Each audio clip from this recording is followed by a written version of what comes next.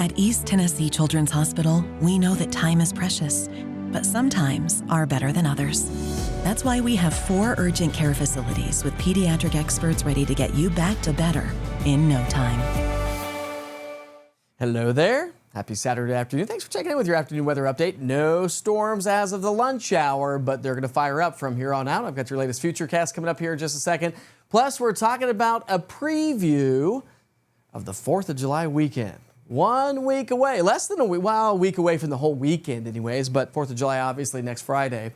Here we go. Not much going on over the last 3 hours. We've had a little bit of fog, a few clouds hanging out with us, plenty of sunshine, but the clouds will start to bubble up as we get that convection going in the atmosphere. So 80s, low 80s here at the lunch hour. We're going to climb to the upper 80s to low 90s. We'll probably start to see some showers and thunderstorms fire across the Cumberland Plateau from here on out, and then some of those may drift their way in the valley. So high temperatures, pretty average for this time of the year. Heat index values, nothing like what we saw about a week ago or through last week anyways, but still toasty.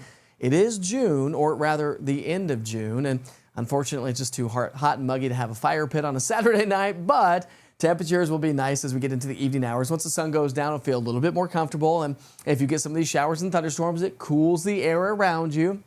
But again, if you have evening plans, I think between 6 and about 10, the storms will start to fade away. So let me show you what I'm talking about. Here are those thunderstorms firing across the Cumberland Plateau. Some of these little mini cold fronts or outflow boundaries may spark some thunderstorms across the valley locations, and then they'll start to fade as we get into the evening and during the overnight hours. So we'll be quiet and we'll see some patchy dense fog early Sunday morning.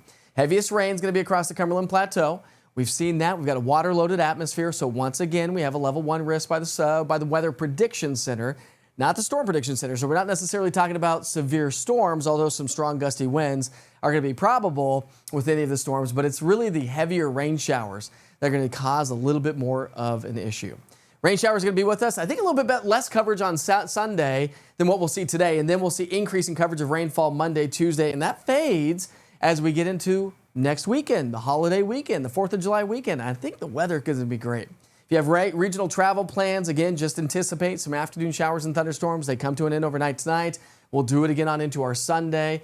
Partly cloudy skies during the afternoon, becoming mostly cloudy. Showers and storms fire up, but again, I think less coverage of rainfall throughout the day on Sunday. But we're going to gradually elevate those rain chances, though, as we get into the start of the work week with high humidity levels on the way. Cold front's going to swing through on Tuesday. That's going to drop our humidity a little bit. Well, a little bit counts this time of the year.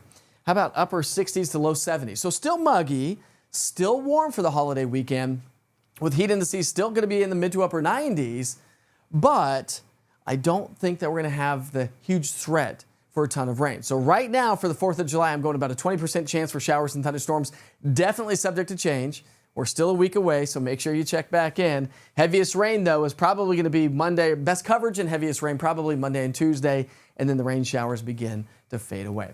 Again, as you head off to the lakes, the pools, hiking, doing any sort of outdoor activities, make sure you scan the QR code on the bottom right-hand side of the screen. Log on to easttnweather.com or go to your app store and search East TN Weather, all one word. Download the East Tennessee Weather app. The interactive radar is really going to be a benefit to you and your family and your friends to help dodge these afternoon summertime storms. We'll see you back here at 6.